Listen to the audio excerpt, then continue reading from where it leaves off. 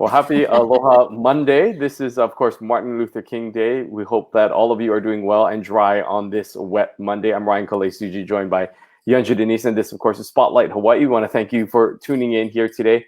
Yunji, throughout this conversation that we've had over the past few months, we've, of course, talked about how COVID-19 has impacted many in our community. And today we focus on a group of individuals and businesses that have severely been impacted by the pandemic and the economic toll that it's taken on their businesses.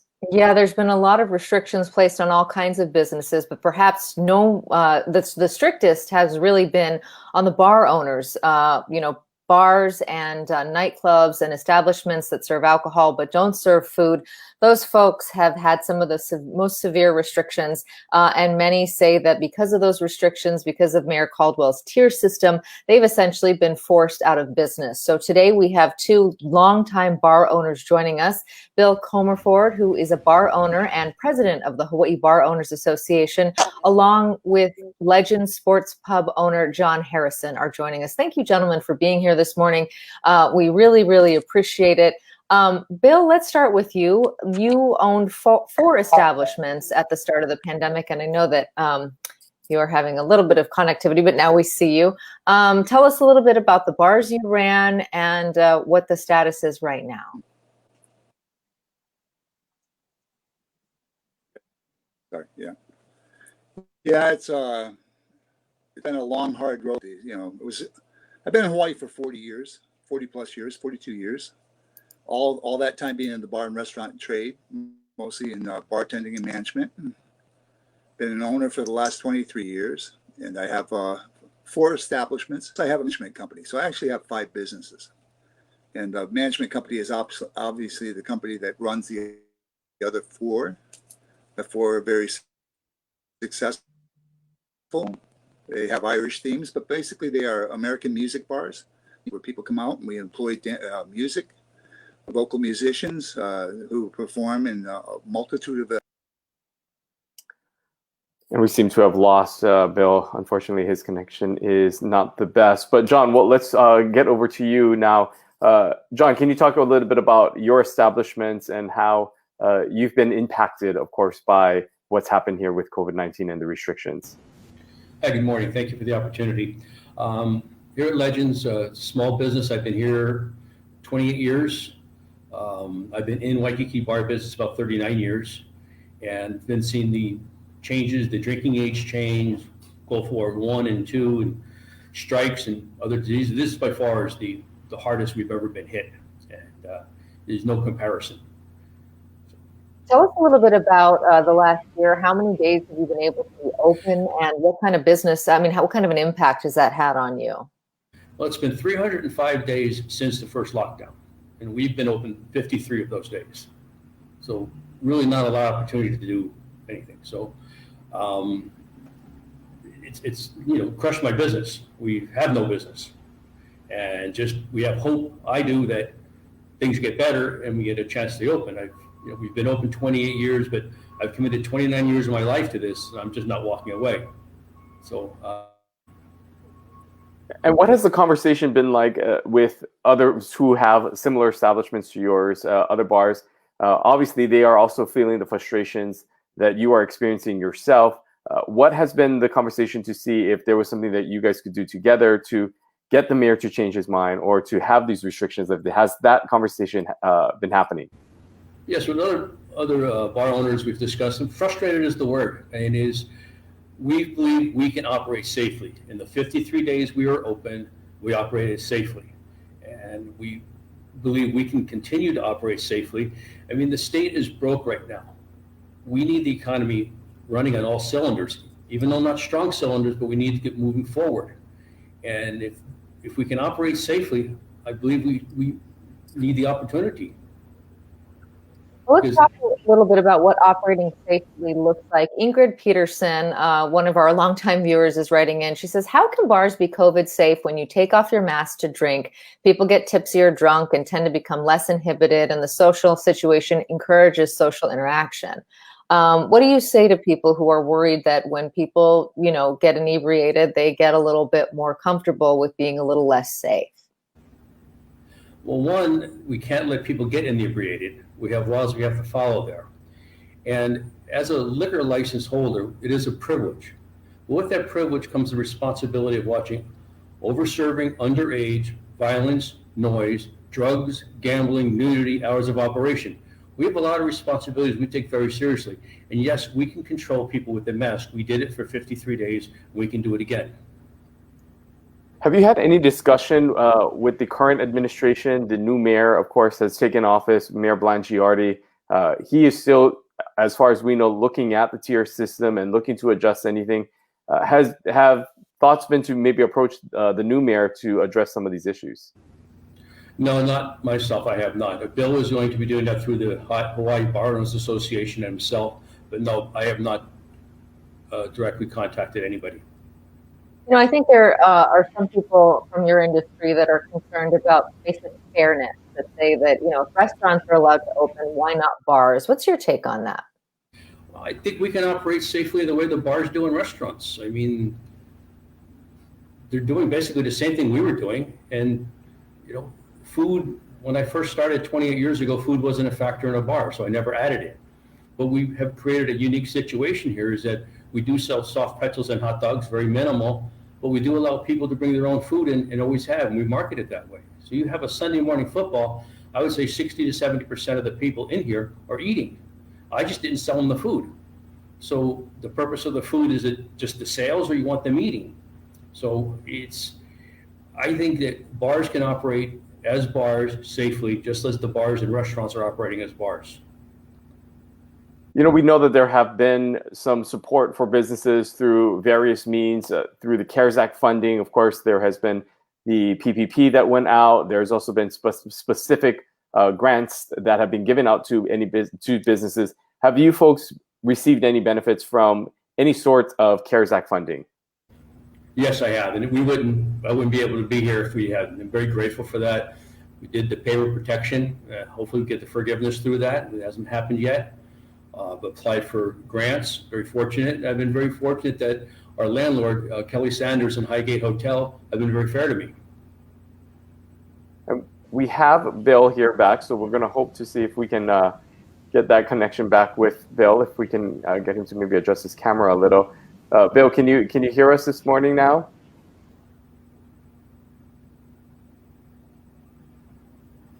Yeah, We still might be close as I can to my modem. Okay. And we'll see how this works. I see that you're asking for PPP, and I think that's a wonderful program. But that PPP program was only was June 30th. That was more than 6 months ago. The new, we've been 6 months without any income at all. And during that brief period where I would normally have $550,000 in 1 month's sales, across 2 months, all I had was $340,000 in sales. And obviously, a business can't stay in business without income. And that's the circumstance we're done with. We don't have the income, so we survive. It's very difficult to survive. And with the upcoming PPP programs, I'm looking and pre-reading it and seeing that 60% has to go to the employees. I haven't had an employee since July 30th. I'm not an employee. I'm on unemployment. My partner just recently left for Florida and bought a home there. My controller from Texas. Our company's come apart completely. You can't wait. Nobody's going to sit and wait for like 60. So anybody in Hawaii, as you don't make a profit, we're not there just to employ our employees or to pay taxes. We have to have a reason to make a living ourselves. And if we can't, options. My option, I think, is to shut down and walk away, because I don't see that we'll ever be in a position that they'll let us open. I don't think there's ever going to be a condition that we're down to COVID cases in the future to the tier program. I don't see that we can actually find a way to get open and stay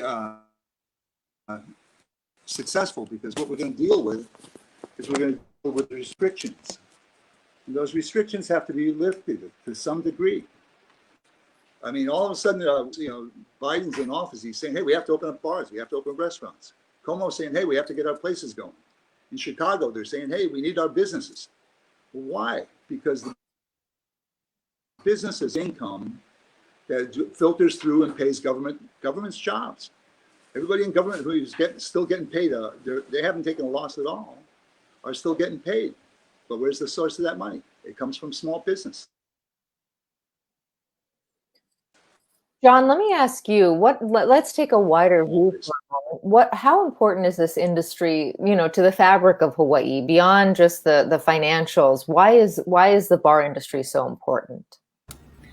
Well, it's a form of entertainment. I mean, Legend Sports Pub stands for Public House, which is the original, as Bill used to say, the original chat room, is where people came to gather information, whether it's politics, now it's sports, entertainment. Being Waikiki, we have repeat visitors from all over the world, and they come back here specifically to come to the bar. They enjoy beer, the camaraderie, the interaction with my long-term staff. I mean, collectively, my staff, I have over 100 years service of my staff together. That's people come back and they see them. It's whether it's seeing a band, come visit a bartender or a server. The interaction with the guests, the visitors here is very important. Certainly building that overall experience. Let's see if we can try to see if we can get Bill back here. I'm not sure if he's still with us. Bill, are you with us here? I wanted to ask if you've had the opportunity to speak with the new mayor about the current tier system and sort of lifting any restrictions that may have been placed on the bar. Have you had any conversations with the new mayor?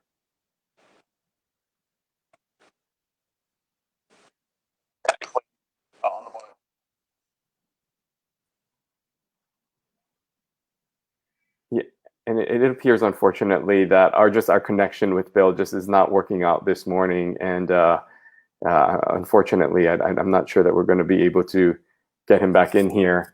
John, let's finish up with you. How much longer do you think you can last under its current state? I mean, we know that you've sort of suffered so far and you haven't been open. What is the plan right now for you moving forward during this time? Well, working in the bar is all I've ever done. So opening another bar is not possible somewhere else. If it was better in a different part of the island, bars are restricted from closing. Restaurants, you have to operate at 50%, and I'm not a restaurant background person. And who's going to go and operate a new business at 50%? You'll never recover your money. So this can't last forever. So hopefully you wait it out and you get a chance to reopen.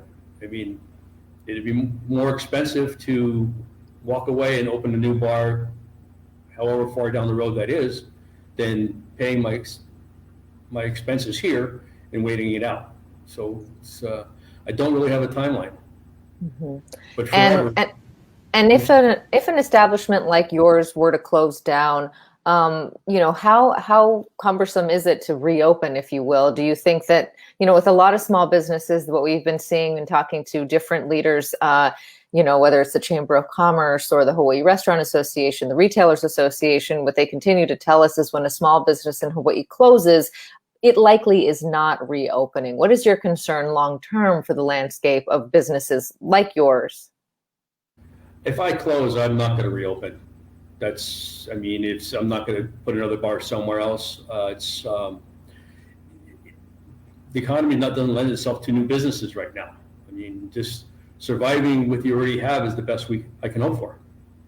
And all we want is the opportunity. And you punish bad behavior. If the bars are not able to, obey by the rules, then shut them down, as any other business. But we're looking for the opportunity. All right, here. We are going to just try one last time to get Bill in here. We know he has a lot to say, and we want to just provide. He connects. For a little background, the four bars that he was talking about is Kelley O'Neil's, Irish Rose Saloon, Anna O'Brien's, and O'Toole's. If you live in this town long enough, you undoubtedly have had a drink at one of those establishments. He's been in the community for such a long time. Unfortunately, he has a lot of passion, but bad internet. So it's too bad, but we'll try one more time. Bill, from where you stand right now, what do you think is the outlook for businesses like yours for survival right now?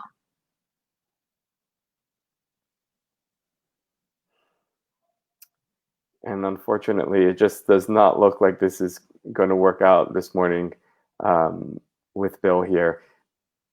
Let's bring in Rainukai Schreifer's question, and we'll give this to you, John, which is, I was at Yard House last night. It was packed with locals and tourists. How is that any different from a bar just because they serve food? What have you heard? What's the argument there? Why is that different? Why should that be open and yours not? I don't know. I mean, if they're not social distancing and they're not requiring food, what is the difference? Yeah. I mean, okay. No, sorry, go ahead. No, I just, as we sort of close out here, and again, we apologize because we know that Bill had a lot to say. He's been sort of the lead in some of this efforts. But John, I want to provide you just an opportunity. If you could speak to the mayor, if he's watching this right now, or the governor, any state leaders, what would you say? What would your message be directly to them right now during this time? We would like the opportunity to reopen safely. We believe we can do it. And as I said earlier, the state's broke. We need more money the state needs more income, and we can't keep keeping things shut down. Give us a chance. And if we fail, then we fail. But we were just asking for an opportunity. I mean, they said, I've got, working here, I've got a manager with me 24 years. She has a master's degree, but this is a good job. She wants to work here. One of my bartenders has 2 small children at home. Another bartender just got married and bought a home. I got a single mom, a school teacher. Everybody needs these jobs. And people may not see bars as essential, but the jobs are essential to the people that work here. So we're just looking for an opportunity. Thank you. All right, John Harrison, thank you so much for joining us and for sticking with us through some of the technical challenges, but we appreciate you joining us here this morning. Thank you so much. Thank you very much. Thank you. Well, it's unfortunate that we couldn't get Bill on here because he does have so much passion, and the Hawaii Bar Owners Association is one of the folks that is leading the charge and actually suing the city and the state to get those restrictions lifted, and also to get some money back from them, saying that the shutdowns that they've experienced are not fair and that they should be reimbursed for some of the lost business. When we were doing our pre-interviews with Bill, he was telling us that he really can't hang on, and that, these establishments that have been in Hawaii for decades are going to close. And of course, it's not just his, it's others. And you heard from there, and we see it in the comments too, that there are a lot of people who feel like this is an issue of fairness, that if you're going to allow restaurants to open in some limited capacity, especially restaurants that have bars in them, what's the difference if you are serving pupus or not? So we apologize again for those of you who came in to listen to Bill. We hope to have him on in the future with some better connection.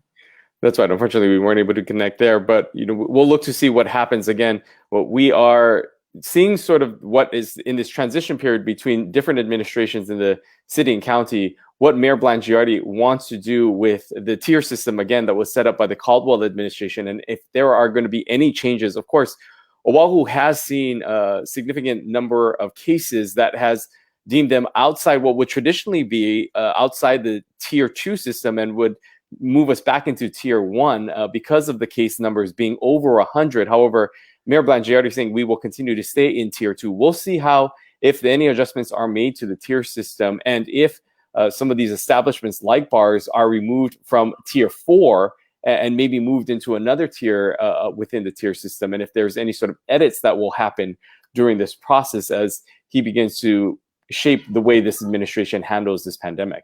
Yeah, and Mayor Blangiardi is going to be joining us next week, so we're going to pose those questions to him directly. We know that there are so many questions we have for the mayor, but the tier system really is front and center because it dictates not just bars, but all businesses. And we've heard from a lot who feel like they should be less restricted. Also, sports, different athletics, group gatherings. So we'll be talking to him about all of that. One of the other things that we're going to be talking about this week is prevention on the spread of the coronavirus.